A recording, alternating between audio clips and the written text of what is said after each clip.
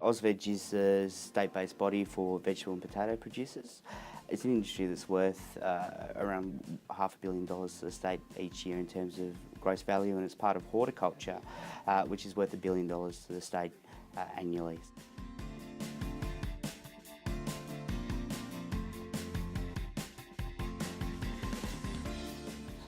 One of the primary concerns for our growers is accessing people who, number one, want to work in agriculture and have the skills to stay within the industry for a longer term.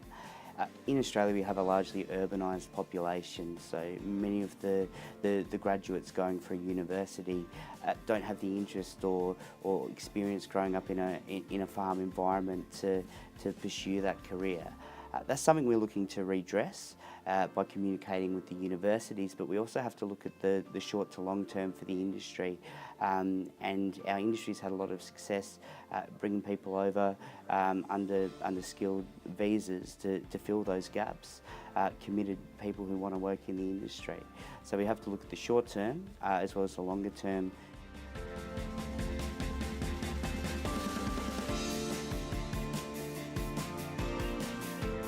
If you look at some of our larger businesses, they're significant employers. They contribute a lot to the local towns and the businesses around them in their region. So there is a significant economic benefit, and we're talking about $1 billion in gross value across horticulture, half of that which is generated through vegetables. So that supports the local delis, the supermarkets, and places where domestic workforce can work. The specific issue that we're looking at addressing through the 400 series visa is through skilled positions, people able to look after crops, look after plants. And the traditional experience has been that there's a lack of domestic workers to fill those voids. But the fact is, if we don't fill them, then we're constraining the capacity for the South Australian industry to grow and therefore provide those flow-on benefits to the local community.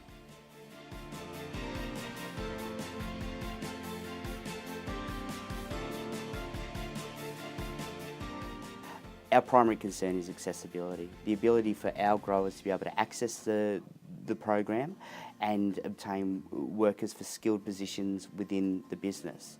A lot of that boils down to the current AUSVEG classifications and the interpretations by departmental staff at the state and federal level. What we want to see is more flexibility around the job descriptions so that our employers can go out and source a skilled employee at the certificate level as well as the university educated level and fill essential roles within the business, such as nursery people, such as people who look after the crops, who apply chemicals. Because this is an area where we're facing shortfalls at the moment and a real area of need for the industry.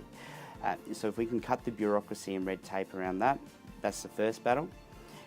Ultimately, we'd like to see some more flexibility around things like the temporary skilled migration threshold. But our primary concern right now is allowing our growers to access the program and deal with the immediate skills shortages within the industry so that we can ensure that our industry is operating at maximum productivity and that our businesses can start to explore more market opportunities such as export opportunities in Southeast Asia.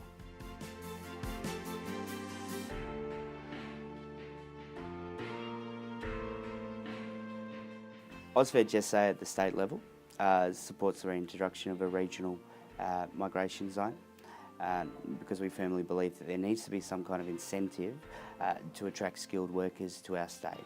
The statistics show that we're not getting our fair share of the 400 series visa, and that's a fact.